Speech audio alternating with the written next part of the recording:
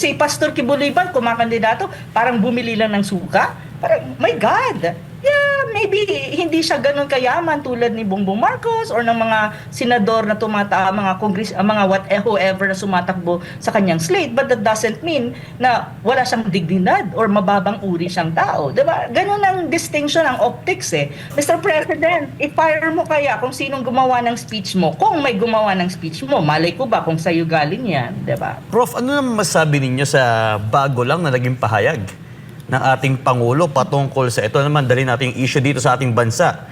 Yung nabanggit ng ating, ni President Bongbong Marcos na nagtataka nga ako, parang yung mga iba na naging kandidato, nag-deliver lang yata ng suka.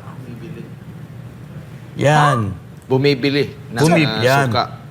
Bumibili ng suka. Nabigyan ng certificate ng candidacy.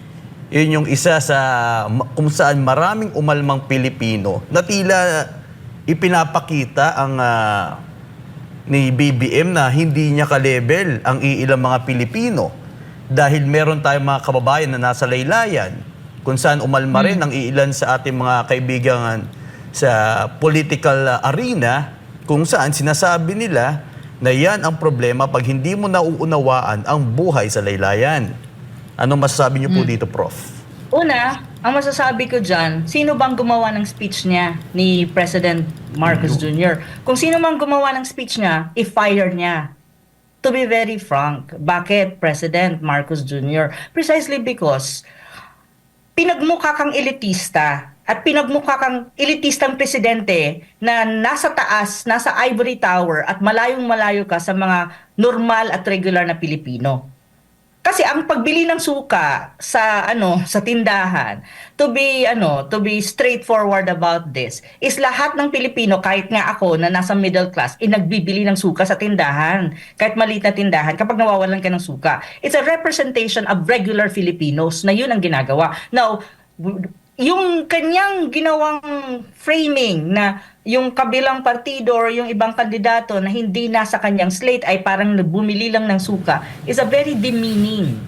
Very demeaning yan sa mga kumakandidato na hindi nasa slate nila at demeaning siya with reference to regular Filipinos who are not elite. And there's only 1% of our population are on top na elite talaga na hindi bumibili ng suka sa tindahan dahil may meron silang mga butlers or may mga yaya sila na bumibili at hindi sila bumibili sa maliliit na tindahan at bumibili sila sa mga social na grocery. Yun yung yun yung optics dyan kung i-analyze mo at i-content analyze mo, content analysis ang gagawin mo sa statement ni President Marcos Jr. So, parang sinabi mo na, we're the elites, sila, mga mababang tao at mababang klaseng tao. Ganun naman talaga ang implication yon. Sinasabi niya, kami magagaling, kami ma-elitista, kami ang mga the best. Sila, wala yan. Kasi parang bumibili lang na ng suka yan sa tindahan. So parang dinimin mo. Hindi niya naintindihan na the base of the Philippines is a masa. At lahat ng tao may ganong klaseng ginagawa every day. Bumibili ng suka, bumibili ng kung ano-ano sa tindahan. So, I don't understand yun nga hindi ko maintindihan sa proclamation rally na yan eh. Bakit ganyan ang mga lumabas sa bibig ng presidente? Una, yung South China Sea. Ang optics is, we are anti-China, they are pro-China. Which is wrong. Which is a very unbecoming of a president for me as far as I'm concerned because that is a very sensitive issue. The South China Sea, you don't play with it and you don't manipulate the issue just for the sake na mayroon kang mga kandidato na pinopromote kasi pwede mo namang gawing iba yun eh. Pwede mong gawa ng paraan na ma-promote mo pa rin sila not in the sense. Ngayon, there's also a distinction.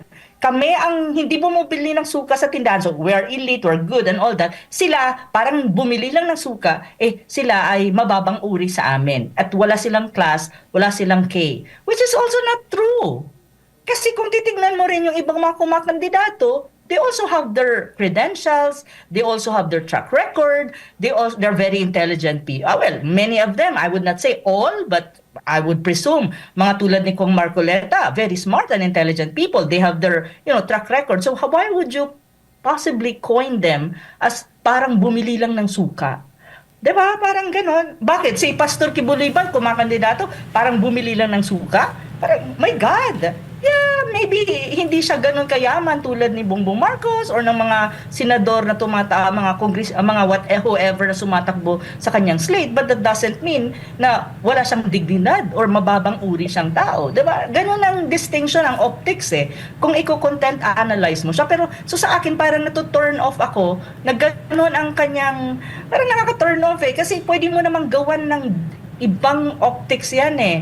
Pero ganyan ang kanyang nasabi doon sa kanilang proclamation rally na parang bang, Diyos ko Lord, Yes, Prof. Mr. President, i-fire mo kaya kung sinong gumawa ng speech mo. Kung may gumawa ng speech mo, malay ko ba kung sa'yo galing yan, di ba? Yes, Prof. Ano kaya yung implikasyon nito sa slate ni Ang BBM? implikasyon niya, well, kung ang mga Pilipino nag-iisip at context analyze nila yung mga sinabi doon sa proclamation rally ng partido ni BBM at i-contrast niya doon sa halimbawa yung PDP Laban, kasi ang PDP Laban alam ko ngayong araw na to nagkaroon ng proclamation rally, nandun kayo ng mga senador.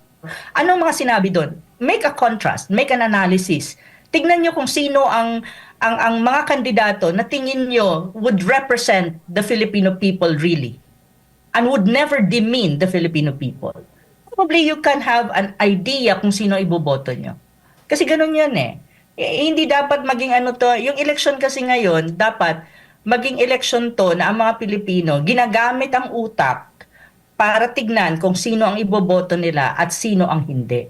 At ginagamit din ang utak dapat ng mga Pilipino, tignan kung paano dinadala ang diskurso ng mga importanteng issue na kinaharap ng bayan at hindi lamang nagre-rely sa mga ano tawag ito, sound bites or optics na minsan nakaka-off.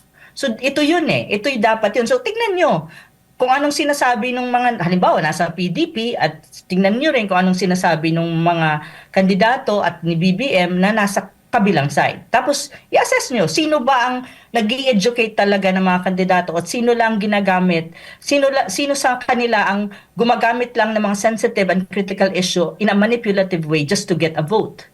Kasi kung ganun ang proseso nila, they don't deserve our votes.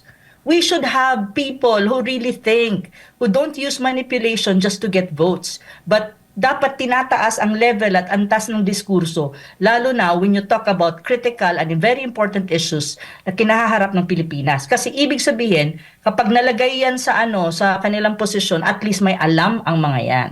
Na kung wala, bakit nyo iboboto? Diba? Ganun lang kasimple yun. I hope the Filipino people at this time, my God, tawag nito, please lang, isipin nyo mong mabuti kung sino ang boboto nyo. Wag lang yung porque nagsabi na sila pro-China kami, hindi. Iboboto nyo na yung slate ni BBM. No, it should not be like that. Try to be a little bit more educated about these things. Kasi sayang, kung nagsasuffer ang Pilipinas ngayon, kapag iboto nyo yung mga kandidato na walang kwenta at maplagay sa posisyon niya mga yan, definitely the Philippines will be worst off. Further worst off in the coming days. So ganun siya. After election, ganun siya. So ayun po mga kababayan, no, yung mga pahayag ni Professor Ana Malindog Uy tungkol po dito sa speech ni PBBM doon sa Lawag na or nag-deliver lang daw ng suka itong mga senatorial balls na nakalaban nila. Kaya nagre-react po yung mga ibang politiko mga kababayan, no, lalo na itong si Professor Malindog Uy na sinabi niya na dapat mag-resign or i-fire yung gumawa ng speech niya doon. Kasi nagmukhang elitista po or lumabas po yung pagka-elitista daw ni President Marcos mga kababayan. At sabi pa nga po ni Professor Ana Malindog mga kababayan na hindi ni-represent ni BBM or PBBM itong mga pangkaraniwang Pilipino na bumibili ng suka sa tindahan. Yung mga mayayaman lang daw yung hindi bumibili kasi may mga utusan. Kaya itong mga sinasabi niya ay nagre-reflect or pwedeng mapiktuhan or matatamaan yung mga ordinaryong Pilipino na bumibili ng suka doon sa mga tindahan. So ano po mga kababayan yung inyong opinion dito sa mga payag po ni Professor Ana Malindog Uy, no? na isang kilalang professor po ito, geopolitical analyst din itong si Professor Ana Malindugoy. Ano pong comment nyo mga kababayan? Ayan, comment down below dito sa ating comment section. Maraming salamat po at God bless sa ating lahat.